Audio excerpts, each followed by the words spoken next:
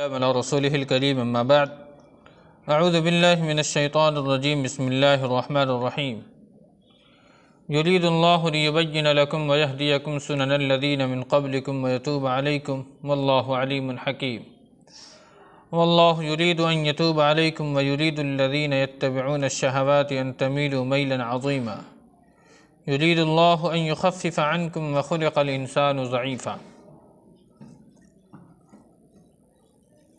اللہ رب العالمین چاہتا ہے کہ تمہارے لیے احکام کو بیان کر دے اور ان اچھے لوگوں کی راہ پر ڈال دے جو تم سے پہلے تھے اور تمہارے ساتھ بھلائی کرے، اور اللہ رب العالمین بڑا علم والا، بڑی حکمتوں والا ہے۔ گزشتہ کئی آیات کے اندر میں اللہ رب العالمین نے شادی کی حلت، شادی کی حرمت کے متعلق احکامات بیان فرمائے۔ اللہ رب العالمین نے فرمایا کہ کن عورتوں سے شادی کرنا تمہارے لیے جائز ہے اور کن عورتوں سے شادی کرنا تمہارے لیے حرام ہے، اس کی پوری فہرست اللہ رب العالمین نے بیان فرما دی ہے۔ اور یہاں جو اللہ رب العالمین نے 3 آیتوں کے اندر میں اس کی جو حکمت ہے، حکمت دین، اور اللہ نے جو تشریعی حکم امت کو دیا یعنی مسلمانوں کو دیا، اس کے بارے میں اللہ رب العالمین نے یہاں ان کی حکمتوں پر، ان کے فوائد پر روشنی ڈالی ہے۔ اس لیے کہ ایک ایسے معاشرے کے اندر میں اللہ رب العالمین نے محمد رسول اللہ صلی اللہ علیہ وسلم کو نبوت کے مقام پر سرفراز فرمایا، نبی بنا کر کے بھیجا، جبکہ پوری قوم جہالت کے ایک دم آخری دہانے پر کھڑی تھی، یعنی کہ اس قوم کے اندر میں کوئی ایسی شے موجود نہیں تھی جو اچھائی کے اندر میں شمار کی جاتی ہو، یعنی برائیوں کا بول بالا تھا، گھٹا ٹوپ اندھیرا، شرک و بدعات، ضلالت و گمراہی ایک دم چاروں طرف پھیلی ہوئی تھی۔ ایسے وقت میں اللہ رب العالمین نے محمد رسول اللہ صلی اللہ علیہ وسلم کے کندھے پر نبوت کا بار ڈالا، ایک بوجھ ڈالا، اور ایسے موقع پر ان قوانین کو اللہ رب العالمین نے جاری فرمایا، یعنی عورتوں کے جو حقوق اس قوم کے اندر میں سرے سے موجود ہی نہیں تھے۔ عورت کی حیثیت ویسی ہی تھی جیسے کہ بھیڑ بکریوں کی حیثیت ہوتی ہے۔ جس طریقے سے وراثت میں بھیڑ بکریوں کو، سامانوں کو بانٹ لیا جاتا ہے، تقسیم کر لیا جاتا ہے، عورتوں کی بھی یہی حیثیت حاصل تھی، انہیں بھی سامانوں کی طرح بانٹ لیا جاتا تھا۔ معاشرہ تو اتنا گندا ہو چکا تھا کہ اپنی ماں کو چھوڑ کر کے اگر سوتیلی ماں ہے اسے بھی اپنے نکاح میں شامل کر لیا جاتا تھا، یا پھر اسے بھی اپنے پاس رکھ کر کے نکاح بھی نہیں کرتے، ان سے باضابطہ فواحشات کا ارتکاب کروایا جاتا اور ان کی کمائی پر یہ لوگ اپنی زندگی بسر کیا کرتے تھے۔ یعنی اس طریقے کی وبا عام تھی، عورتوں کے حقوق کا بالکل خیال نہیں تھا۔ ایسے وقت میں اللہ رب العالمین نے محمد رسول اللہ صلی اللہ علیہ وسلم کو ایک پیغام بھیجا اور عورتوں کے تحفظ کے لیے قانون بنایا۔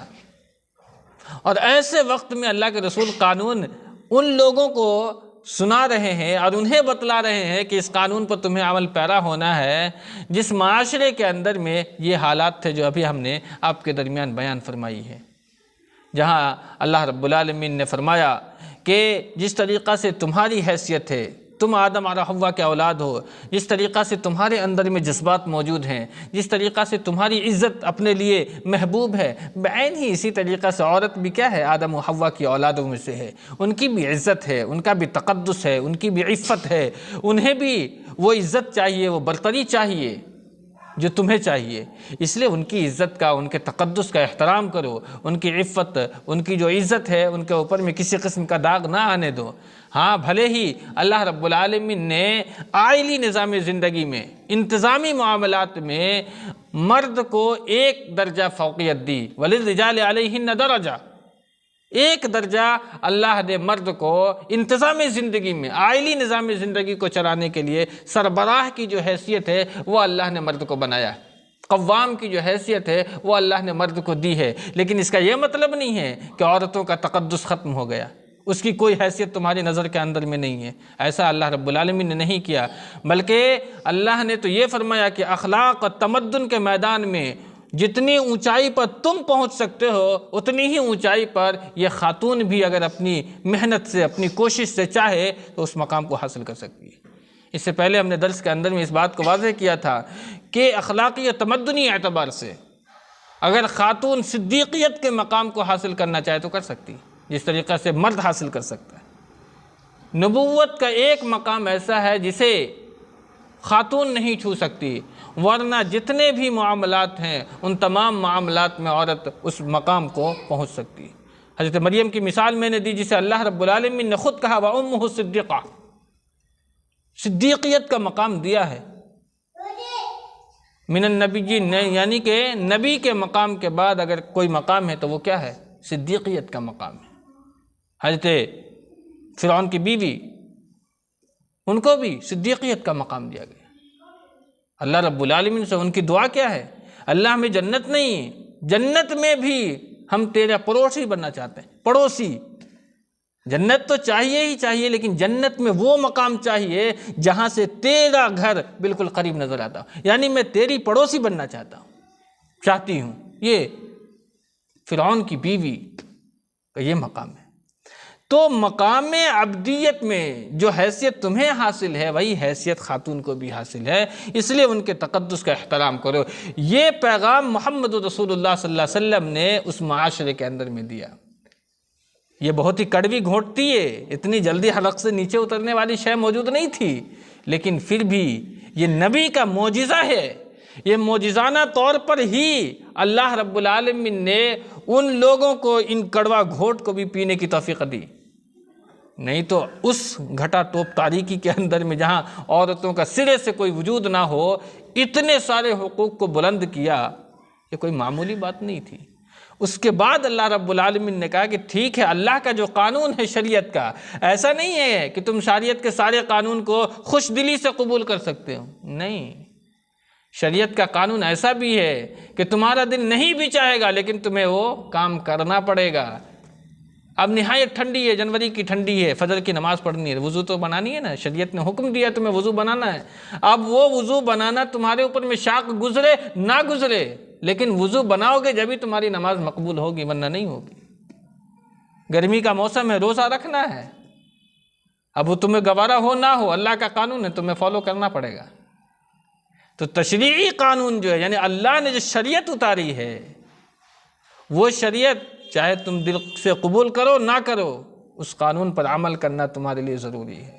تو یہ جو شے اللہ نے عورتوں کے حقوق کو اس معاشرے کے اندر میں اتارا، اس کے بعد یہاں اللہ رب العالمین اس قوم کے اندر میں ایک دلاسا دے رہا ہے، ایک دلاسا ان کو سمجھانے کی ایک کوشش کی جا رہی ہے، پیار سے، محبت سے، شفقت کے انداز میں۔ اور اللہ نے فرمایا یرید اللہ لیبین لکم، اللہ چاہتا ہے کہ تمہارے لیے احکام کو کھول کھول کر کے بیان کر دے، واضح کر دے، کسی قسم کی کوئی خلط ملط اس کے اندر میں نہ ہو، پیچیدگی کوئی نہ ہو، اسلام کا قانون بالکل اوپن ہو، ایک دم واضح۔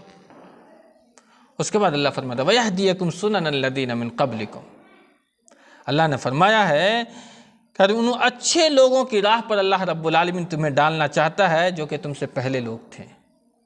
پہلے جو لوگ اچھے تھے، اللہ رب العالمین نے کہا کہ تمہیں اللہ چاہتا ہے کہ ان اچھے لوگوں کی راہ پر بھی تمہیں ڈال دیا جائے۔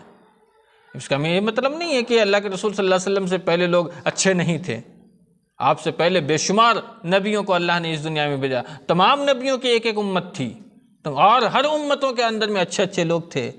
اللہ کے رسول نے خود فرمایا ہے سورہ احقاف میں قل ما کنت بدعا من الرسل وما ادری ما یفعل بی ولا بکم، ہم سے پہلے بہت سارے رسول آئے ہیں، ان کی بہت ساری امتیں تھیں، ان امتوں میں بہت سارے اچھے لوگ تھے۔ تو اللہ یہ چاہتا ہے کہ تمہیں اچھے لوگوں کی راہ پر ڈال دے، وَيَهْدِيَكُمْ سُنَنَ الَّذِينَ مِن قَبْلِكُمْ، جس طریقہ سے اچھے لوگوں پر، اچھے پہلے لوگ جو تھے ان لوگوں کی راہ پر اللہ چاہتا ہے کہ تمہیں ڈال دے۔ وَيَتُوبَ عَلَيْكُمْ، اور اللہ تمہاری طرف کیا ہوتا ہے؟ متوجہ ہونا چاہ رہا ہے۔ میں نے اس سے پہلے درس میں بتلایا تھا کہ تواب اللہ بھی ہے اور تواب بندہ بھی ہے، لیکن بندہ جب توبہ کرتا ہے تو اس کے لیے الہ استعمال کیا جاتا ہے، لیکن جب اللہ تواب بنتا ہے تو اعلیٰ کے ذریعے سے آتا ہے۔ بندہ عاجزی کے ساتھ اپنے گناہوں کا اعتراف کرتے ہوئے اللہ کے حضور دوبارہ پلٹ کر کے آتا ہے۔ تابا یتوب توباً مطلب پلٹ جانا۔ انسان جب گناہ کرتا ہے، سرکشی کرتا ہے، معاصی کا ارتکاب کر لیتا ہے تو کیا ہو جاتا ہے، وہ اللہ کے جو شفقت ہے، اللہ کی جو رحمت ہے، اس سے کیا ہو جاتا ہے، دور ہو جاتا ہے۔ اور اللہ کیا کرتا ہے، اس کے معاصی کی بنیاد پر اپنی نظر رحمت کو، شفقت کو اس سے کیا کر دیتا ہے، پھیر لیتا ہے۔ جب بندہ اللہ کے قریب آتا ہے اور اپنے گناہوں کی معافی مانگتا ہے تو پھر اللہ رب العالمین اپنے بندے کے قریب آتا ہے۔ وَيَتُوبَ عَلَيْكُمْ، پھر اللہ رب العالمین اپنی شفقت، اپنی رحمت تمام کی تمام پھر اس بندے کے اوپر میں ڈال دیتا ہے، جو گناہ کرنے کے بعد اللہ کے حضور آ کر کے اپنے گناہوں کی تلافی کے لیے استغفار طلب کرتا ہے۔ وَيَتُوبَ عَلَيْكُمْ، اللہ رب العالمین تمہارے ساتھ بھلائی کرتا ہے۔ واللہ علیم حکیم، اور اللہ رب العالمین بڑا علیم ہے، بڑا حکیم ہے، یعنی اللہ کا علم کامل ہے، اللہ کی حکمت کامل ہے۔ یعنی یہ جو احکامات اللہ رب العالمین نے تمہارے لیے نازل فرمایا ہے، ان احکامات میں اللہ رب العالمین حکیم ہے، یعنی ہر عمل، ہر احکام حکمت پر مبنی ہے، اور اللہ جانتا ہے کہ ان معاملات میں کون کون سی حکمت ہے جو کہ پوشیدہ ہے، تم نہیں جانتے۔ اللہ نے اپنی صفت علیمی کا حوالہ دیا ہے، واللہ علیم حکیم۔ واللہ یرید ان یتوب علیکم ویرید الذین یتبعون الشہوات ان تمیلوا میلا عظیما، اور اللہ چاہتا ہے کہ تمہارے ساتھ بھلائی کرے، تمہارے اوپر میں اپنی شفقت کا ہاتھ ڈال دے، اپنی رحمت کی نظر رکھے۔ واللہ یرید ان یتوب علیکم ویرید الذین یتبعون الشہوات ان تمیلوا میلا عظیما، اور جو لوگ بھی اپنی خواہشات کی پیروی کرتا ہے، اس کے پیچھے پڑا رہتا ہے، تو پھر وہ سمجھ لیجئے کہ راہ راست سے بہت دور چلا جاتا ہے، بہت دور۔ خواہشات کی تکمیل، اگر خواہشات کی تکمیل کے پیچھے اگر آپ پڑ گئے تو پھر اللہ نے جو ہدایت کا راستہ تمہارے لیے بنایا ہے، اس ہدایت کے راستے سے تم بہت دور چلے جاؤ گے۔ واللہ یرید اللہ ان یخفف عنکم وخلق الانسان ضعیفا، اللہ رب العالمین تم سے بوجھ کو ہلکا کرنا چاہتا ہے۔ اللہ کی ہمیشہ یہ مصلحت رہتی ہے اپنے بندوں کے ساتھ، اسے سزا دینا نہیں چاہتا اللہ رب العالمین۔ اس لیے تو کہا جاتا ہے کہ تم چھوٹے چھوٹے صدقات کرتے رہو، چھوٹی چھوٹی نیکیاں کرتے رہو، نہ جانے اللہ رب العالمین کو تمہاری وہ کون سی نیکی پسند آ جائے گی اور اللہ رب العالمین تمہیں جنت میں پہنچا دے گا، تمہاری ساری برائیوں کو اللہ دھل دے گا۔ اس لیے کہ اللہ رب العالمین اپنے فیصلہ پر کامل اختیار رکھنے والا ہے۔ اس لیے ہر وہ نیکی جو تمہاری نظر میں بہت ہی چھوٹی ہی کیوں نہ ہو، نیکی کو چھوٹی سمجھ کر کے ترک مت کرنا، نیکیاں کرتے رہنا، حتیٰ کہ راستے میں اگر کوئی پتھر پڑا ہوا ہو، کوئی کانٹے دار شے جس سے عوام کو تکلیف ہونے والی، اسے بھی ہٹا دو، وہ بھی نیکی ہے، ہو سکتا ہے اسی کے ذریعے سے اللہ رب العالمین تمہاری بخشش کا پروانہ تمہیں سنا دے۔ تو واللہ یرید اللہ ان یخفف عنکم، اللہ رب العالمین تو تم سے تمہارا بوجھ ہلکا کرنا چاہتا ہے۔ وخلق الانسان ضعیفا، لیکن انسان کیا ہے، کمزور پیدا کیا گیا ہے۔ یہ آیت کا یہ جو حصہ ہے وہ بڑا یہ تفصیل بحث ہے۔ ایک تو اللہ نے قرآن کریم میں فرمایا ہے لقد خلقنا الانسان فی احسن تقویم، کہ ہم نے انسان کو احسن بنایا ہے، بہترین سانچے میں ڈالا ہے۔ پھر یہاں اللہ نے فرمایا خلق الانسان ضعیفا، پھر ایک جگہ کہیں اللہ نے فرمایا خلق الانسان من عجل، انسان جلد باز پیدا کیا گیا ہے۔ کہیں اللہ نے فرمایا ان الانسان خلق ہلوعا، انسان کھردلا پیدا کیا گیا، تھردلا پیدا کیا گیا ہے، ادھر پلٹتا ہے ادھر پلٹتا ہے ادھر پلٹتا ہے۔ پھر ایک جگہ اللہ فرماتا خلقت بیدی، کہ ہم نے اپنے دونوں ہاتھ سے انسان کو بنایا ہے، اپنے دونوں ہاتھ سے۔ ایک جگہ اللہ فرماتا وَلَقَدْ كَرَّمْنَا بَنِي آدَمَ وَحَمَلْنَاهُمْ، کہ ہم بنی آدم کی تکریم کریں گے۔ تو دو باتیں ہیں، تو اس کا حل اس طور پہ نکالا جا سکتا ہے کہ انسان کا وجود دو چیزوں سے مرکب ہے، ایک ہے انسان کا حیوانی وجود اور ایک ہے انسان کا آسمانی وجود، روحانی وجود جسے کہا جاتا ہے۔ روحانی اعتبار سے انسان کیا ہے، لقد خلقنا الانسان فی احسن تقویم ہے، لیکن حیوانی وجود سے انسان کیا ہے، کمزور بھی ہے، جلد باز بھی ہے۔ روحانی وجود کیا ہے، اللہ رب العالمین نے اپنی روح میں سے تم میں پھونکا ہے، اپنے ہاتھوں سے تمہیں بنایا گیا ہے۔ تمہاری جو تکریم ہے، تمہارے جو فرشتوں کے اوپر میں اللہ نے عظمت اور فضیلت دی ہے، وہ روحانی وجود کے ذریعے سے دی ہے، نہیں تو تم حیوانی اعتبار سے تو دیگر حیوانات سے بھی کمزور ہو، اس لیے کہ بسا اوقات ایسے بھی حیوان ہیں جسے رات کی تاریکی میں بھی دکھائی دیتا ہے، تمہاری نظر میں وہ تاثیر موجود نہیں ہے جو رات کی تاریکی میں دیکھ سکتے ہو۔